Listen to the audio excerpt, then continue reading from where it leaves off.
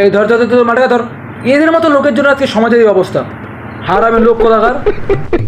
আরে কী হয়েছে দাদা, কী হয়েছে? আমি কতক্ষণ ধরে বললাম লোকটাকে যে ভালোভাবে বসুন, কাঁধে হাত দিন, হয়তো বা কোমরে দিন, কিন্তু বারবার সে ওই পয়েন্টের মধ্যেই হাত দিচ্ছে। আরে মারুন না মালটাকে।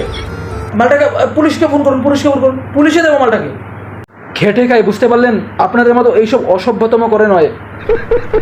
সারাদিন পরিশ্রম করে তখনই আমার ঘরের উনুনের আগুনটা ধরে, তারপর সেখান থেকে আমি একটা মাঝে মাঝে বিড়িও খাই। আমিও তো খেটে খাই না। না না না না, কি আপনি কি বলতে চাইছেন? কি আপনার বলার আছেটা কি এখন এত কিছু কাণ্ড কারখানা করার পরে? আপনারা তো আমাদের মতো বয়স্ক লোকের দুঃখটা বুঝবেন না। আপনারা তো জানেন যে সরকার কি করছে। সরকার আমাদের ভাতার টাকাটা ওখানে মেরে দিচ্ছে। না মানলাম, বুঝতে পারলাম যে রাজ্যে কাজকর্ম নেই, এটা নেই ওটা নেই, কিন্তু তাই বলে কি এটা করে খেতে হবে? আর এই যে দুটো আলুর দাম এখন বর্তমান মার্কেটে কত, আপনারা দেখুন গুগলে সার্চ করে, দুটো 6 কোটি টাকা।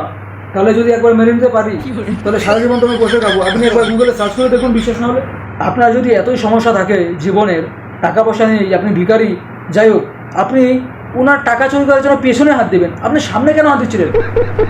আরে ওই সামনের ওই দুটো আলু দুটোই তো টাকার বান্ডিল মেইন। ওটা মারতে পারলেই, দুটো না একটা মারতে পারলেই কাজ হয়ে যাবে। বয়সে বড় তাই কিছু বললাম না, নাহলে আপনার হাত ভেঙে দিতাম। এ দাদা, আপনি একটু গুগল করুন তো, দেখুন তো উনি যা বলছেন সেটা সত্যি নাকি, দাম কত।